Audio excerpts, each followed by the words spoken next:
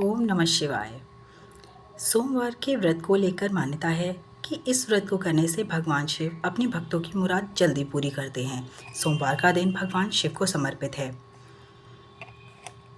इसलिए इस दिन भगवान शिव की पूजा और व्रत करने का महत्व और ज़्यादा बढ़ जाता है। यदि आप सोमवार का व्रत करते हैं तो आपको सोमवार व्रत कथा पढ़ना बेहद ज़रूरी होता है, क्योंकि इसके बिना व्रत अधूरा माना जाता है। तो आइए जानते हैं सोमवार व्रत कथा। प्रेम से बोलिए हर हर महादेव। देवों के देव महादेव बहुत ही भोले हैं, इसलिए इनका एक नाम भोलेनाथ भी है। पौराणिक मान्यताओं के अनुसार भगवान शंकर को प्रसन्न करने के लिए किसी भी तरह की खास विशेष पूजन की आवश्यकता नहीं होती, क्योंकि कहा जाता है कि वह मात्र क्षणिक भक्ति से और बेलपत्र से ही प्रसन्न हो जाते हैं। अगर आप भी शिव की भक्ति और कृपा पाना चाहते हैं तो इस व्रत की कथा को प्रेम से सुनिए। सोमवार व्रत कथा।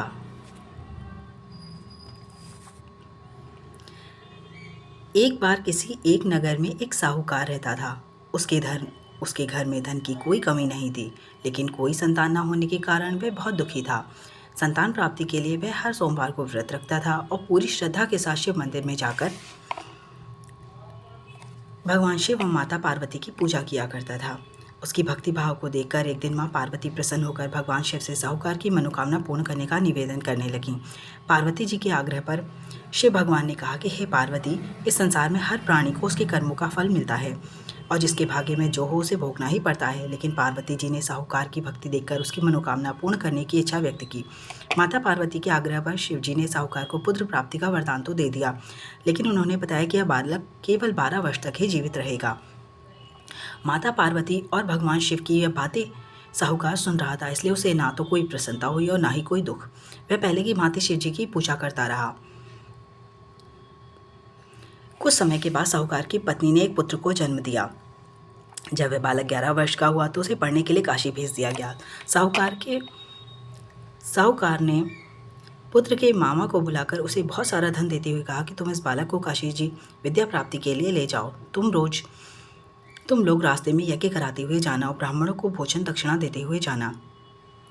अब दोनों मामा भांजे इसी प्रकार यज्ञ कराते और ब्राह्मणों को दान दक्षिणा देते काशी नगरी की ओर निकल पड़े। इस दौरान रात में एक नगर पड़ा, जहाँ नगर के राजा की कन्या का विवाह था, लेकिन जिस राजकुमार से उसका विवाह होने वाला था वह एक आंख से काना था। राजकुमार के पिता ने अपने पुत्र के काना होने की बात को छुपाने के लिए सोचा, क्यों ना उसने साहूकार के पुत्र को दूल्हा बनाकर राजकुमारी से विवाह करा दूं। विवाह के बदले उसको बहुत सारा धन देकर विदा कर दूंगा और राजकुमारी को अपने घर ले जाऊंगा। लड़के को दूल्हे के वस्त्र पहनाकर राजकुमारी से विवाह करा दिया गया। साहूकार का पुत्र ईमानदार था, उसे ये बात सही नहीं लगी, इसलिए उसने अवसर पाकर राजकुमारी के दुपट्टे पर लिखा कि तेरा विवाह तो मेरे साथ हुआ है, लेकिन जिस राजकुमार के साथ तुमको भेजेंगे वह एक आंख से काना है। मैं तो काशी जी पढ़ने जा रहा हूँ।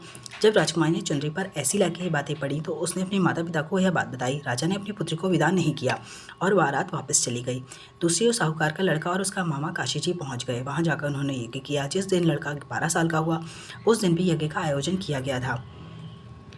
लड़के ने अपने मामा से कहा कि मेरी तबीयत कुछ ठीक नहीं है। मामा ने कहा कि तुम अंदर जाकर विश्राम कर लो। शिवजी के वरदानुसार कुछ ही देर में उस बालक के प्राण निकल गए। मृत भांजे को देखकर उसकी मामा ने विलाप करना शुरू किया। संयोगवश उसी समय शिव पार्वती उधर से जा रहे थे। माता पार्वती ने भोलेनाथ से कहा, स्वामी, मुझे इसके रोने के स्वर सह नहीं हो रहा, आप इस व्यक्ति के कष्ट को अवश्य दूर करें। जब शिवजी मृत बालक के समीप गए तो वो बोले कि वह उसी साहूकार का पुत्र है जिसे मैंने 12 वर्ष की आयु का वरदान दिया था। अब इसकी आयु पूरी हो चुकी है, लेकिन मातृ भाव से विभोर माता पार्वती ने कहा, हे महादेव, आप इस बालक को और आयु देने की कृपा करें, अन्यथा इसके वियोग में इसके माता पिता भी तड़प तड़प कर मर जाएंगे। माता पार्वती के पुनः आग्रह पर भगवान शिव ने उस लड़के को जीवित होने का वरदान दिया। शिवजी की कृपा से वह लड़का जीवित हो गया। शिक्षा पूरी करके लड़का मामा के साथ अपने नगर की ओर वापस चल दिया। दोनों चलते हुए उसी नगर में पहुंचे जहां उसका विवाह हुआ था। उस नगर में भी उन्होंने यज्ञ का आयोजन किया। उस लड़के के ससुर ने उसे पहचान लिया और महल में ले जाकर उसकी खातिरदारी की और अपनी पुत्री को विदा कर दिया। इधर साहूकार और उसकी पत्नी भूख प्यास से व्याकुल रहकर बेटे की प्रतीक्षा कर रहे थे। उन्होंने प्रण रख रखा था कि यदि उन्हें अपने बेटे की मृत्यु का समाचार मिला तो वह भी प्राण त्याग देंगे, परंतु अपने बेटे के जीवित होने का समाचार पाकर वह बेहद प्रसन्न हुए। उसी रात भगवान शिव ने साहूकार के स्वप्न में आकर कहा, हे सृष्टि, मैंने तेरे सोमवार के व्रत करने और व्रत कथा सुनने से प्रसन्न होकर तेरे पुत्र को लंबी आयु प्रदान की है। इसी प्रकार जो कोई सोमवार व्रत कथा सुनता है या पढ़ता है और दूसरों को भी सुनाता है, उसके समस्त दुख दूर होते हैं और सभी मनोकामनाएं पूरी होती हैं। बोलो उमापति महादेव की जय।